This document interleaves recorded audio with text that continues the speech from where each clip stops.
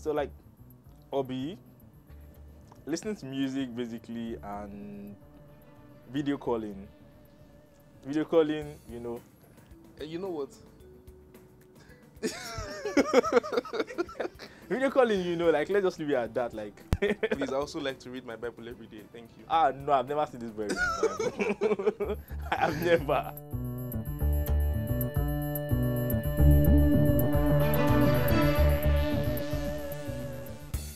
My name is Peter Omotosho. I'm an analyst at Cordros Asset Management Limited. Hi, my name is Ayobola, analyst, Cordros Investment Banking. Since the academy, we both enrolled in 2023-ish. And 2023 is like, yeah. okay, 2022-ish. And Yeah. so from the academy, I think we met on the first day, but we didn't really talk as much.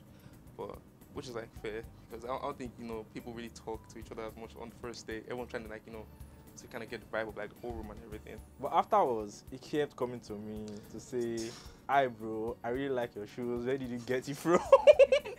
And I was like, "Okay, this boy is in love with me, but I take it." I just want the record to reflect. I only said that thing twice. Okay, just twice. Alright, well, fair enough. And basically, I think we bonded with our struggles. Basically, we tried to like figure out how to navigate the working environment and how to get better on the job, basically, and that helped like crystallize the friendship. I think also the fact that we're both very passionate about what we do per se.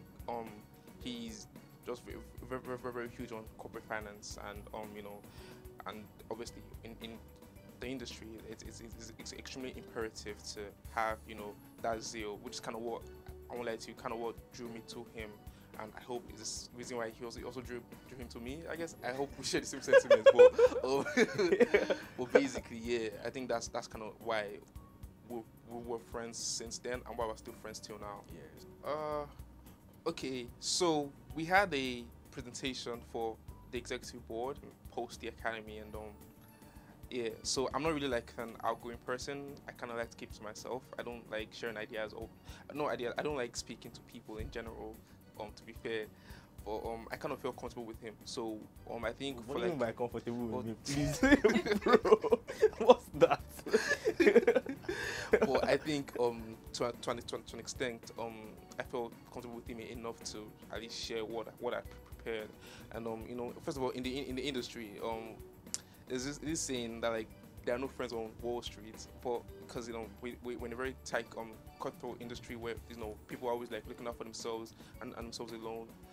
But we had shared ideas about, okay, this is what I'm doing and this is what he's doing, blah blah blah, and then we had a couple of impromptu presentations about it. I think like 3 or 4 sessions or something, and he didn't have to actually do that. He didn't have to be nice or like, you know, offer his criticisms, but he did, and it's kind of something like I felt like, okay, like fair enough, like this is actually a pretty cool person that, like, even if I'm not just here, He's making it sound like I had it all figured out. No, he helped me too, and that really helped. Like, Yeah. big time.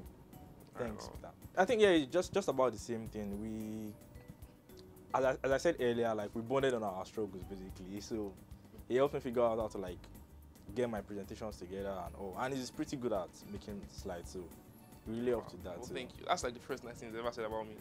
Just to say, Yeah. okay. Ad love, big on ad love. For me, I think it is the work ethic. We both stay after work to just try to like maybe learn new things or maybe gist sometimes, but basically it's the work ethic, and we are very passionate about like the whole finance thingy. Sounds cliche, but that's the truth. Yeah. And I think, yeah, I share the same sentiment with him, but I also think more often than not it gets overlooked when you say you have like a zeal or love for something. I think passion goes a long way. It's saying that like I'd always like got into me. I'd always been obsession beats talent all the time. So regardless of like what you came out with in school, or like what, you know, if you're like if you're a quantitative, or you have this degree, or you did this exam or anything, like as long as you're obsessed with, you know, getting better day by day, I think that speaks volume, and that's what That's kind of personal. I did visa admin, so I can get what he's talking about like the course now. But I mean, I think in its own way, I think that's kind of why we have we are a bit different, yes, but we're a bit different here. But Very like different, I very think different. there's also a bit of like similarity, like Yeah, in certain exactly. aspects, Common ground. like that. The fact that we're always willing to learn new things, regardless like where we are right now, regardless of like, oh, the market isn't deep enough or something, but like at least we're always trying to learn new things. So that's what, yeah. Basically, we have extra like work activities that brings people together, people working in different businesses together. So basically, you can find someone that you connect with that is outside like your normal daily business. So that's like one of the really important like factors that have facilitated like our friendship, basically. And I think it really helped that Cordros imbibes that culture, because I think post the academy, when you're just coming to the industry, it isn't always easy for you to have like a soft landing. But the fact that there is a Chinese wall, but like also the firm kind of encourages this sense of collaboration across departments and across businesses, even across what's it called, locations. So I think that's kind of like what drew us closer together after the academy. The fact that like we could always like check up on each other once in a while, work on or otherwise. You want to go? I go. Finally, he let me talk. No, you've been talking. But I think it's he just wants to be someone in the industry. What do you mean by someone in a lot the of people? industry? Well, let me not know. What's someone in the industry? A lot of people are kind of comfortable being, just doing the mundane, regular 9 to 5s and stuff. But he's not comfortable with that. He's not comfortable with just being a regular Joe. I think that's like his worst nightmare. Him waking up one and be like, oh my gosh, like he's a regular Joe. Like he wants to be okay. Like Ayobola is like a name in the industry. They're like, oh, Ayobola, like that's someone that like you want on your corner. I think that's what like he aspires for, and that's that's very good. It's if your dreams don't scare you, then I don't think it's like worth it. So like that's really good. Okay, I think we share that in common, right? Like he's very big on being the best possible version of himself. So his biggest like aspiration is to get to the peak of the industry, like see the industry from a different view. He's obviously seeing it from the bottom right now, so he wants to see it from the top too. So that's like his biggest. Yeah, that's fair. I work in asset management. I work in the investment team on the asset management, and he works in investment banking at Cordros Capital. So they engage in a lot of debt instrument issuances, and sometimes when there's a transaction in the market or something, he approaches the team, and he comes to me because like he has a personal relationship with me, and he goes over for like, ways, like, are you guys down to like do this or do that? I'm like, oh yeah, now like yeah, let me talk to the PMs and stuff. And that's kind of like how it's seamless. It's basically like clockwork. We just do this and this like there's a rhythm to it. It's very extremely seamless. I don't think a lot of people have that, and I think it's like it's a really good thing to be sought after in the industry. Like I said, like it's the opening for me to get to their team, right? When we have like something we're trying to sell, and I just want like someone's opinion from like the buy side. So I basically just go to him and ask him, okay, guy, what do you think about this? What is the team saying about this? And it kind of gives me like enough like information to like guide what we're going to be doing next. Would you guys give us the 1 billion, right? Oh, I think him easy. So like he's like really big on cars. So maybe no, not big on cars. I'm big on exotic cars. Yeah. So maybe like a Lambo Urus and like a Rolls Royce Calican or something like that. Yeah. I'm big on cars. So I'll probably splurge on like and like a really big fancy car. Not big, well, fancy. Yeah. Okay, for me, I think he's going to go shares like shopping. Going to want to buy a lot of stocks. That's what he's going to do with his money. Which I don't think is a fair way to enjoy the money you have already. Make it sound like I'm boring. Fair enough. No, it's not. It's not. Okay. Maybe he vacillates between like boring and exciting. Yes, but he's definitely going to like go shares shopping. For me, I think he's too passive, right? For me, I am. Call me a lion or something. I am very outgoing, very outspoken, and I don't think it is. I think you can. I think you can't run over me, but basically, I think he allows a lot. So for me, that's like a pet peeve. Like sometimes just stand strong, stand firm. Sometimes even on the wrong thing, Stand. Yeah, to an extent, he's a bit super serious. He like I said, he reiterated, and he still reiterated. He's a lot confident. I think very outspoken person. He believes his word goes to an extent sometimes, which could be a bit annoying, especially when you know that he's wrong. Like we had an argument one time about going. But I'm not often wrong. That's the thing. we had an argument one time going into 2024 and the US stock market and like where like risk premiums would be. Oh yeah, and okay. It became like really heated, and it took a portfolio manager in asset management to come down and be like he has to like intervene and be like, no, man, that's like settle it between us. But honestly, I just allowed that conversation go. they were not right. I think he's big on like I think Brazil or something, right? Yeah. I'll go to Rio. Yes. For a reason. Yeah. Okay, I think he's just going to run off with